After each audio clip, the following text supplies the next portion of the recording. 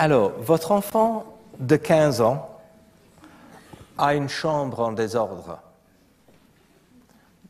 Si ça ne vous arrive pas, vous pouvez vous reposer pendant cette partie. Vous entrez dans la chambre et c'est la déprime, quoi. Parce qu'à vrai dire, il est même difficile de traverser la chambre. Alors, vous avez le choix, hein.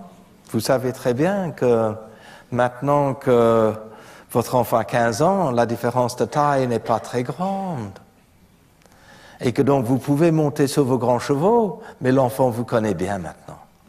Pendant les 2 années de sa vie, il n'avait qu'une sorte d'étude à faire. C'était vous. Donc il vous connaît par cœur. Et tout ce que vous avez fait depuis qu'il est né a confirmé qu'il avait raison. Ouais. Donc maintenant il a 15 ans et sa chambre est pour moi en désordre. Donc, les grands chevaux, la soumission, où est-ce que nous allons venir ici? Et si on vient ici, on va être en lien avec soi et se dire « Oh là là là là, quand je vois qu'il y a du linge propre mélangé à du linge sale, ça ne vous arrive pas, ce n'est qu'à moi que c'est arrivé, je sais.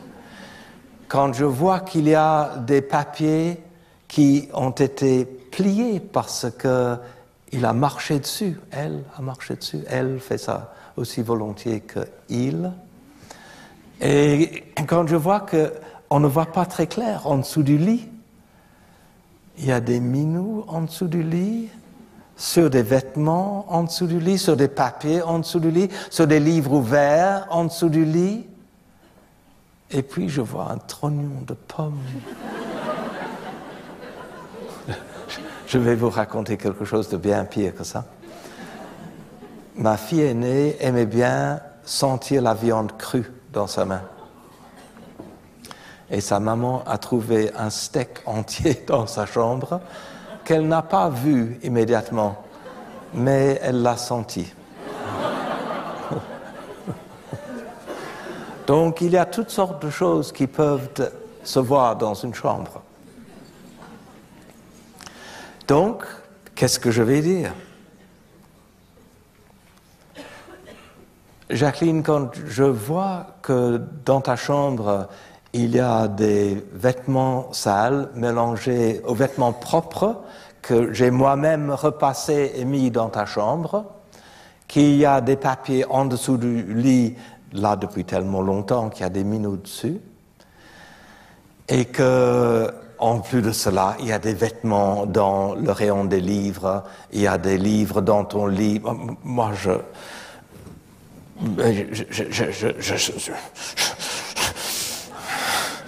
vais respirer.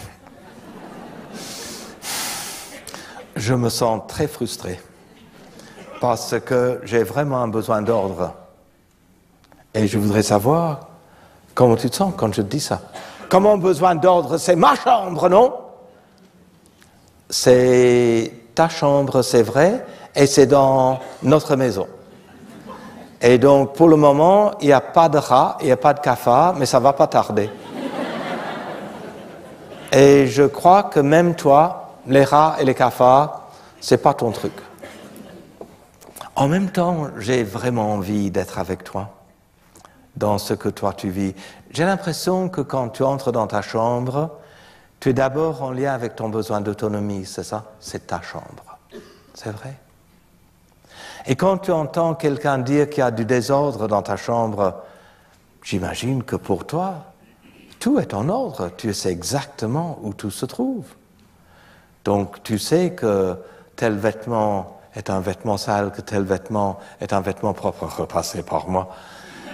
Et que ça te va comme ça. C'est vraiment ton besoin de liberté, ton besoin de reconnaissance pour tous les efforts que tu fais dans d'autres pièces de la maison. Et c'est vrai que je suis touché quand je vois les efforts que tu fais dans la cuisine, dans le salon. C'est vrai. J'ai envie d'honorer ça. En même temps, il y a quelque chose ici qui dépasse les bornes pour moi, parce que je vois qu'il y a un manque d'hygiène qui vient se mélanger au désordre, pour moi, désordre. Et je me suis demandé si toi, tu serais disposé à faire quelque chose pour qu'il n'y ait pas de cancre là. Moi, j'étais dans un très grand hôtel, dans un grand pays d'Afrique. C'est un hôtel 4 étoiles, intercontinental. Et il y avait des cancres là dans la salle de bain. Je peux te dire que ça ne fait pas plaisir. J'avais pas fort envie ni de prendre une douche, ni de prendre un bain. Et m'imaginer que ta chambre va être comme cette salle de bain, ça c'est trop pour moi. Je me sens désespéré à imaginer qu'à l'époque où on vit, avec les appareils que nous avons pour enlever la poussière, qu'il y ait de la poussière à ce point-là, en dessous de ton lit. Et d'ailleurs, avec les vêtements propres mélangés aux vêtements sales, je vois que mon besoin de dignité humaine est touché. Si moi, je fais quelque chose pour la communauté, faire le linge, faire le repassage, j'aime bien qu'il y ait du respect pour ça. Je voudrais savoir ce que ça te fait quand je te parle comme ça. Ça m'embête que tu me parles comme ça. Parce que moi, je perds tellement de temps à mettre de l'ordre. Ça ne vient pas du tout naturellement pour moi de mettre l'ordre. Toi, tu fais ça facilement. Je suis touché quand j'entends ça parce que moi, c'est quelque chose que j'ai appris. Et j'ai appris parce que ça m'a coûté tellement cher de ne pas avoir de l'ordre. J'ai perdu des vêtements au mythe parce que je n'avais pas d'ordre. Et j'ai pas envie que ça t'arrive parce que c'est encore moi qui paye les vêtements. Et j'ai pas envie que ça t'arrive quand tu seras adulte parce que c'est toi qui devras payer les vêtements. Je voudrais juste attirer ton attention sur l'hygiène et quelque chose qui sème la confusion dans ton esprit quand ta chambre est comme elle est pour le moment. Est-ce que tu peux me dire comment tu réagis quand tu entends ça? Oui, maman. Je crois que j'ai envie de mettre de l'ordre après t'avoir entendu, mais pas tout le temps. J'ai quand même envie de faire comme moi j'ai envie de faire. Est-ce qu'il y a moyen d'imaginer que je mette l'ordre une fois par mois? Ça va? Et que donc, entre-temps, je peux laisser s'empiler le désordre et ça ne te fera rien. Du moment que moi, j'aspire et que je nettoie les poussières une fois par mois. Ça va, ça? C'est pas mon rêve. Et en même temps, j'ai envie de saluer la bonne volonté. Est-ce que ça irait pour toi de faire une chose plus souvent qu'une fois par mois?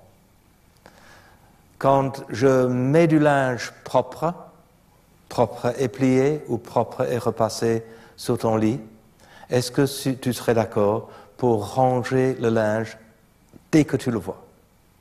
Parce que voir mon travail sacrifié sur l'autel de ton besoin d'autonomie, ça me va très loin. Et j'ai pas envie de vivre le ressentiment par rapport à toi. J'aime bien ce que je fais pour toi. J'aime bien le faire. Et en même temps, si toi tu peux me rendre quelque chose sous forme de respect pour mon travail, ce serait super pour moi. Ça va? Quelque chose comme ça?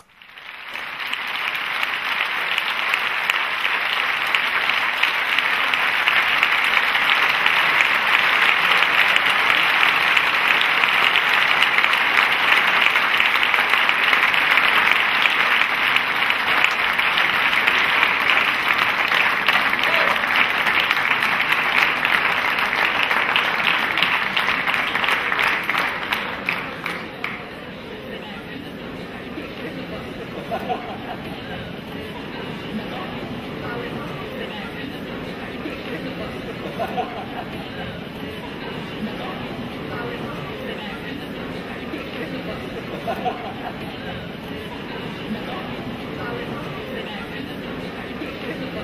ha ha.